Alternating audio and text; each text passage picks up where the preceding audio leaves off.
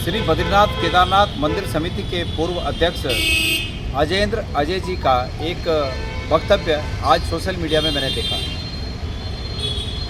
साधारण तौर पर उस वक्तव्य पर प्रतिक्रिया देने का कोई खास मतलब नहीं है, लेकिन उस वक्तव्य पर कुछ ऐसी बात है उसमें कि जिस पर निश्चित रूप में प्रतिक्रिया विभिन्न क्षेत्रों से आनी चाहिए। ये प्रतिक्रिया सिर्फ राजनीतिक लोगों से ही नहीं बल्कि सामाजिक लोगों से भी आनी चाहिए कि उन्होंने किस प्रकार से अपनी पीड़ा को उजागर किया है। जहाँ तक मेरा और उनका आपसी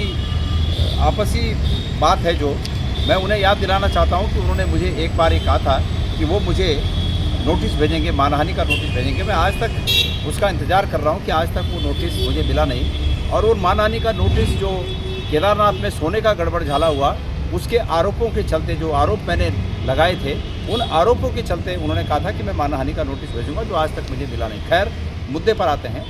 उन्होंने आज अपने एक वक्तव्य में ये लिखा कि नरेंद्र मोदी जी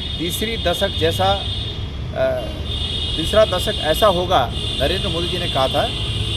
और वो नरेंद्र मोदी जी को संबोधित करते हुए कह रहे हैं अजयेंद्र अजय जी कि नरेंद्र मोदी जी, तीसरा दशक ऐसा होगा हम जैसे कार्यकर्ताओं और देवभूमि की जनता ने कभी कल्पना भी नहीं की। अगले पैराग्राफ में वो लिखते हैं कि छात्र जीवन से राष्ट्रवाद और सनातन के प्रति अगाध आस्था, विश्वास और समर्पण के कारण कई आरोप भी झेले।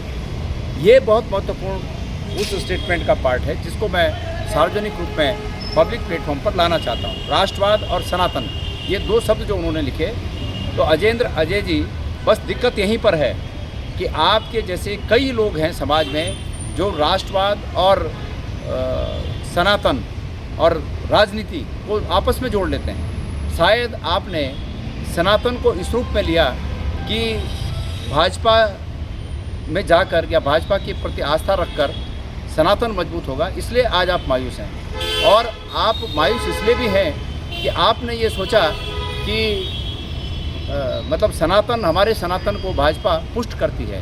सच्चाई ऐसी नहीं है। सच्चाई ये है कि राजनीतिक लोग अपने स्वार्थों के अनुसार व्याख्या बनाते हैं, परिभाषा बनाते हैं। इसलिए मैं हमेशा कहता हूँ कि राजनीति को और धर्म को, ये दोनों अलग अलग विषय हैं। ये हम लोग जो राजनीति में हैं, ये कोई आवश्यक नहीं कि सबसे अच्छे धार्मिक हम ही हैं। ऐसे बहुत से लोग होंगे जिनका राजनीति से कोई लेना देना नहीं, लेकिन वो हमसे ज़्यादा बेहतर धार्मिक होंगे। इसलिए आज जिस प्रकार की मायूसी अजयेंद्र अजय जी में दिख रही है, इस प्रकार की मायूसी भारतीय जनता पार्टी के कई ऐसे लोगों में दिखेगी जो छात्र जीवन से इसी प्रकार के भाव रखकर भारतीय जनता पार्टी में शामिल हुए। बहरहाल, मैं अभी भी उन तमाम लोगों को, समाज के उन तमाम लोगों को ये कहना चाहता हूँ कि राजनीति और धर्म को बिल्कुल अलग रखें।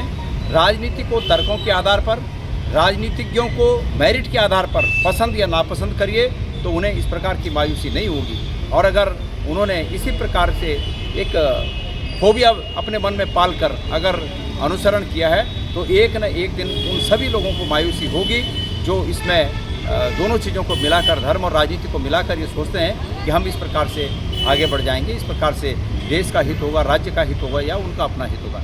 इसलिए मैं उनके इस स्टेटमेंट पर उन्हें कहना चाहता हूं कि ये बड़ी हिम्मत उन्होंने की है। और इसके लिए भी कहना तो बीजेपी के बहुत से लोग चाहते होंगे ये बात, लेकिन कह नहीं पा रहे हैं। उन्होंने ये बात कहने की हिम्मत जुटाई, इसके लिए उनको बहुत बहुत बधाई। और समाज के उन सभी लोगों से मेरा कहना है कि जो इन दोनों बातों को, धर्म और राजनीति को मिक्स करके देखते हैं, उनके लिए भी एक सीख है कि जिस प्रकार से आज अजयेंद्र अजय जी मायूस हैं, एक न एक दिन कुछ तो मायूस हो गए होंगे, लेकिन एक न एक दिन उन सबको भी मायूस होना पड़ेगा। धन्यवाद।